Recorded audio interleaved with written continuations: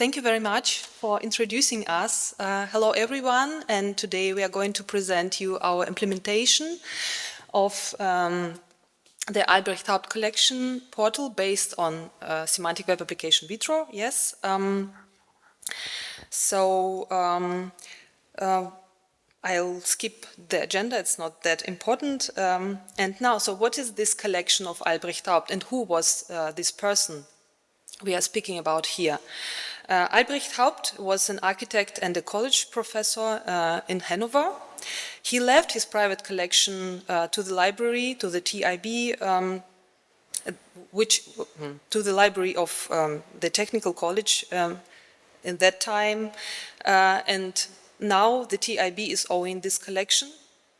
It consists of 3 sections, 6,000 drawings of his own hand, 6,200 prints and drawings from the 16th to 19th centuries from all over Europe on a wide range of subjects like ornaments, portraits, architecture, drawings, etc. And the last part is 1,600 monographs on architecture and bound volumes of prints. And we are speaking here about this second part, which is actually been, this what we are dealing with in this project. So GESA stands for Grafische Einzelblättersammlung Haupt, so this is the name of the project. The project is a cooperation, is a collaborative effort with Leibniz University, Hannover Institute of the History and Theory of Architecture. And in this project we are, the software developers and librarians are collaborating together with the art and architecture historians. And it's funded by the DFG. So for now, 6,200 single sheets were digitized, indexed and published online. The collection can be looked at in our portal, which is sah.tib.eu, Sammlung Albrecht Haupt. The portal went online several months ago, and you are welcome to look at it. We would be happy for your feedback. So yes, and the portal has been built on Vitro. We had at the time some experience already, some expertise in Vivo and Vitro software, and we've come up with the idea that it would be good to try. It was like a case study, I would say. We would try it out if it's feasible to do it with Vitro. And for those of you who is not acquainted with Vitro, Vitro is a it is a core component of Vivo software, but it could be also used as a standalone application. And it's general purpose, web-based ontology and instance editor. It's a Java application. But one of the reasons why we decided to do it with Vitro, because it's open source, it has a big community, big and active community, and it could be just so you could actually create an ontology in the interface or input an ontology, fill the Vitro with data, and it's there, and publish your data online and browse it.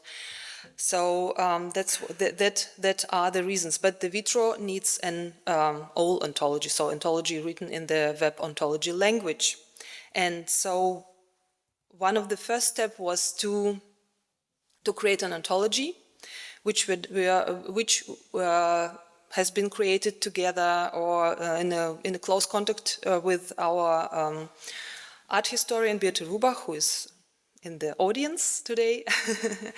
Yes, and we had to keep in mind also the interoperability already in the beginning of this process of ontology development. We had to keep in mind the interoperability and export and exchange options we would maybe address later, and that's why we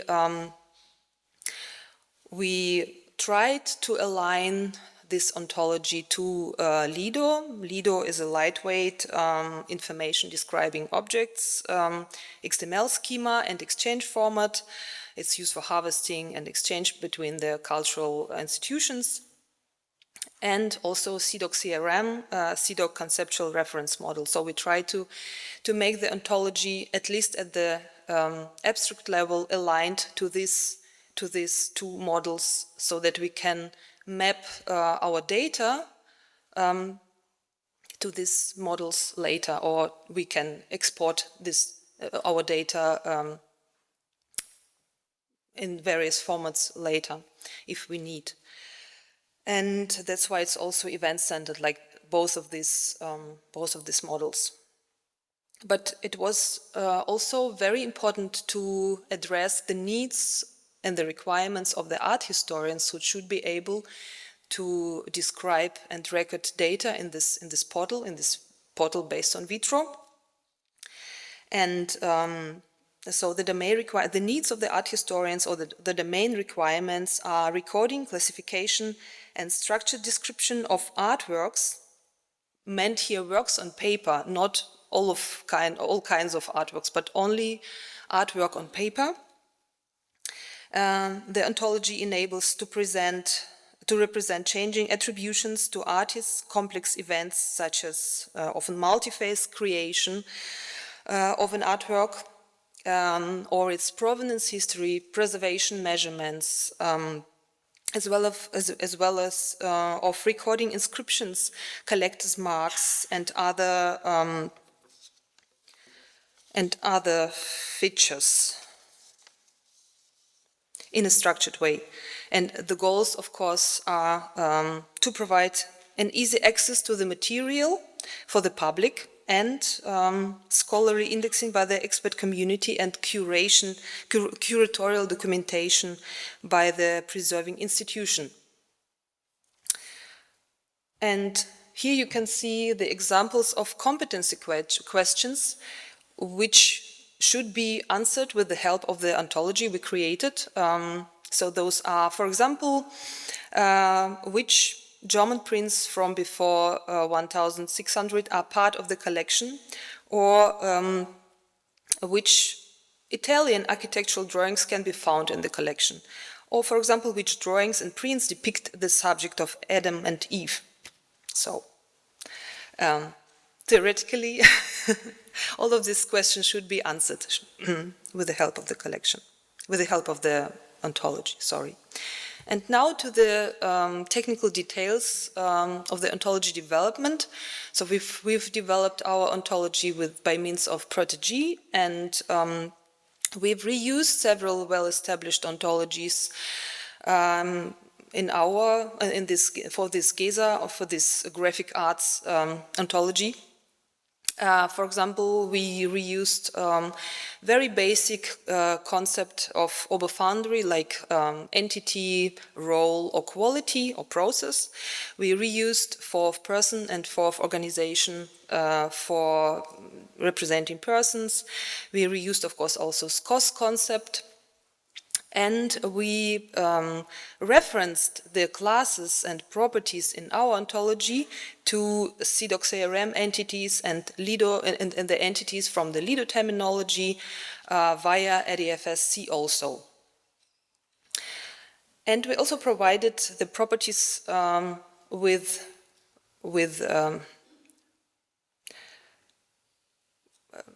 provided data, not the ontology itself, but the data, sorry. So we provided properties for identifying AAT,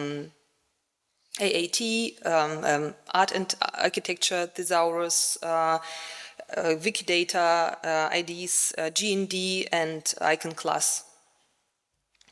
And we've published our ontology on GitHub, so you're also welcome to have a look. And of course, it's evolving, and if you have some critical opinion on it, we would be happy to hear it and make corrections if needed. So, and on this slide you can see, so on the On the right side of the slide, you can see how it looks like in the user interface. So it's apparently a cultural work, a copper engraving on paper done by Telot Jakob Gottlieb, and you can see in this frame, in this red frame, I hope you can see it from, from far, that there are some activities, some events in this profile, in the list view of this profile, like addition and some inscriptions. And on the left side, you can see how it is modeled in the ontology. So we never link a person directly to an artwork, but we do it via context nodes, which are events and roles. So, and now I would like to hand over to Georgy, who is going to tell you about the technical implementation of the Vitro for this project. Thank you. So, on this slide you can see basic in the process how these images were processed. So at first we had image digitization process.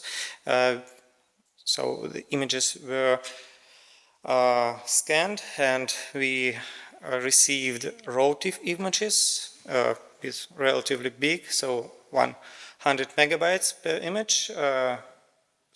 And so, as you assume, you can just put it on the website and wait for clients to download it, and I'll talk about it a little bit later. And we received XML metadata. So for the raw images, we converted the images to primitive images, which allowed us to use OpenSea Dragon web viewer with providing these images via Cantaloupe IIIF server. And for XML metadata, we created a conversion to create triples, so linked data, and put this data about the images, about identifiers we have about that images in this XML metadata into triple store that is used by Vitro. And Vitro, as you see on the diagram, is also using the Solr search engine. It's obviously used for search, but for Vivo and Vitro it also used to speed up list views for some objects, because it's much faster to get the list of objects from Solr than by making Sparkle queries. And on this slide, there is two examples of how these display forms look. So we have these custom, we call custom entry forms in Vitro and Vivo. It's a way to create simple forms for the historian architects in our example, to add information about, to the left you see about the creation entity. So there is a participant type, person, organization, family, and you can select or create new participant in that forms, and select role types, select attribution types, select materials and technique. Also you are able to specify years when that activity occurred or event, and you're able to write the comment and literal date appellation. So there were quite a few forms for that, specialized for that tools, and to explain why it was really important to do that, to still have this hierarchical structure in linked data and provide an easy way for art historians to fill in this data. So, as I understand, it's improved performance for description of the objects. And we weren't really happy with the results of the search that brings with the Vitro and Vivo. So we extended search to be able, so I have to say that in original applications you were able to filter by class or by class group, and of course have just full text search, but there weren't something like facets, so we implemented a way, we created an ontology, small ontology, specifically for the search, and that allowed us to create filters and group them into the groups and specify if some filters should be available for the public, or some special filters were available for art historians, so they could find some, so they could work with that huge data and have some statistics. Of course, you can run a Sparkle query and get information about your data, but it's much faster to provide a simple way for art historians to investigate into the data and find the gaps, and so they could fill it.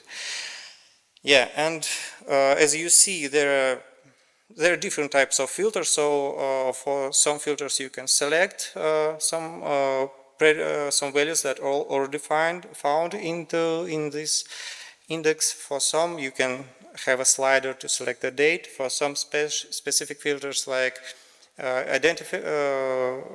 identity numbers, so you can write it down, and their regex works in backend, and that's the ontology.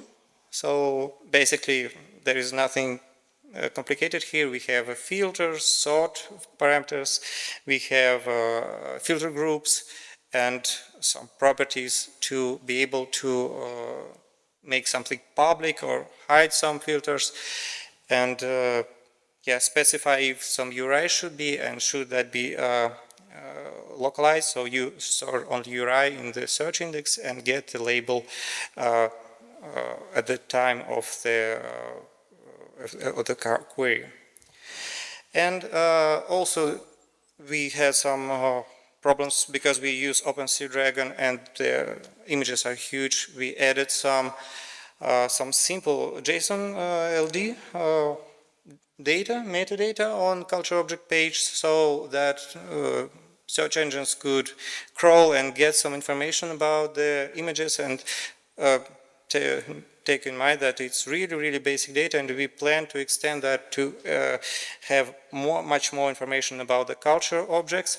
And yeah, and now it's already working, so search engines are using this data, but it was done only recently.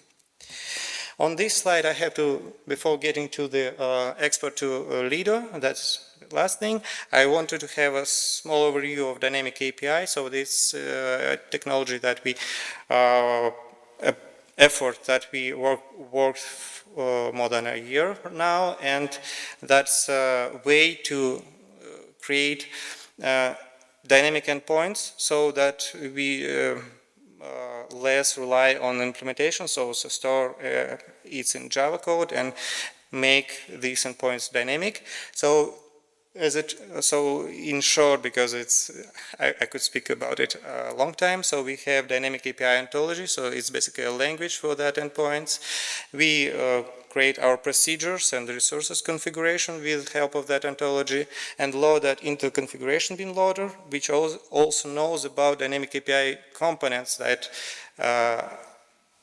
related to that dynamic API ontology. And configuration bin loader, basically it's a Vitro tool, so it's a Vitro component that traverses your graph. So it took the types of some objects and loads the tree, the dependency tree, and then you get these objects added to the resource pool, and basically it's live.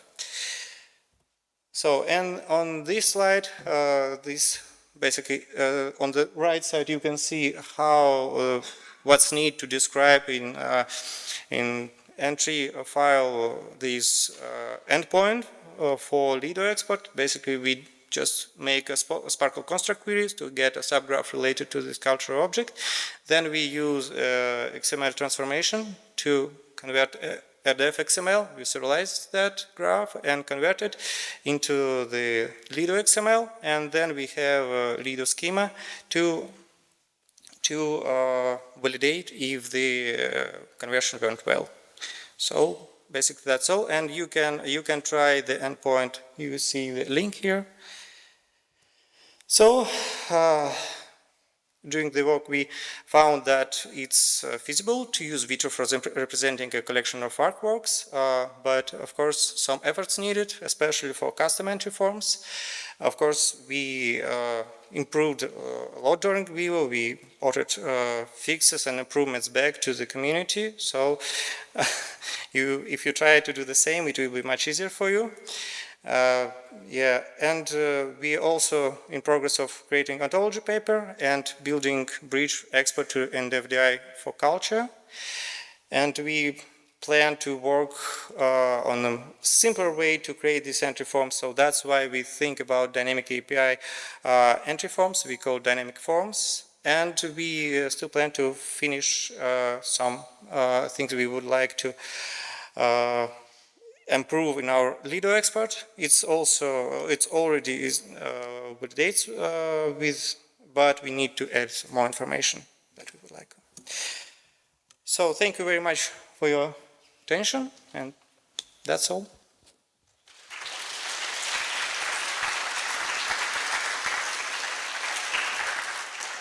Thank you very much, Georgy and Tatiana.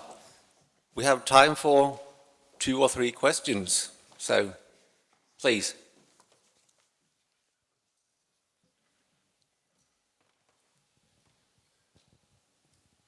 Antoine.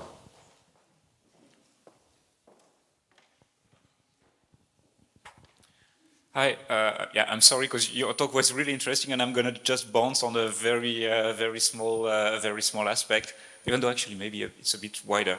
You mentioned in the Outlook that you're still working on the Lido export. I was wondering, are you considering an export in linked art? Because looking at your ontology and your dynamic API thing, it seems that actually you've got quite a versatile infrastructure. So is it the kind of thing that you could add easily?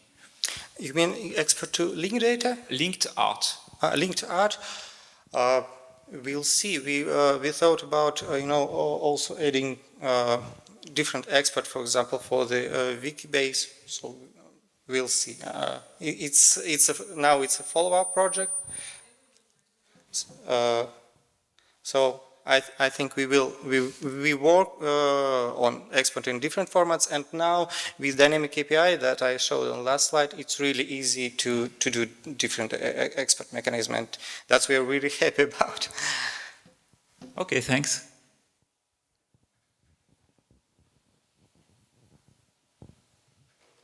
Everything else, Krista? You mentioned that you added JSON LD for like search engine crawling and that it was working. How did you measure that success? I'm really interested.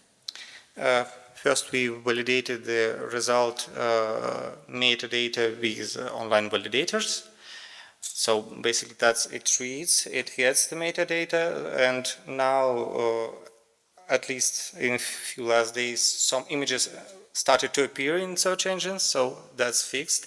Before that, we didn't have that, and search engines didn't know how to crawl the data because OpenSeaDragon is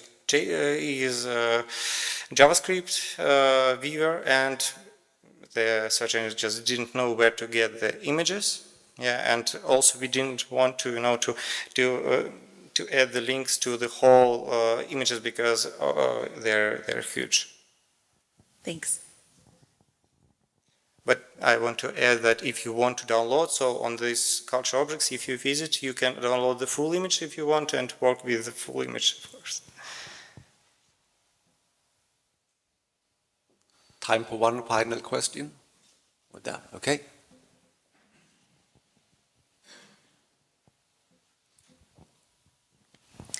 I may have missed the point because it was a very interesting presentation. But what is your reference data for the person, the people depicted in the workshop art? Do you have which external IDs do you refer to, for example? So we've, as I've mentioned, we've created properties for identifier, for example, Wikidata, ULAN, AAT, and GND, and wherever it was possible, our art historian, who was and is describing this collection items, added the identifier to this person. So added the references to this person's. Yes, participated in the various activities for collection items. Yes, but we are actually also planning to make it possible to integrate data from various various sources, external services and authorities. But it's just not concrete yet. So, but we are thinking about it. I hope my answer was sufficient.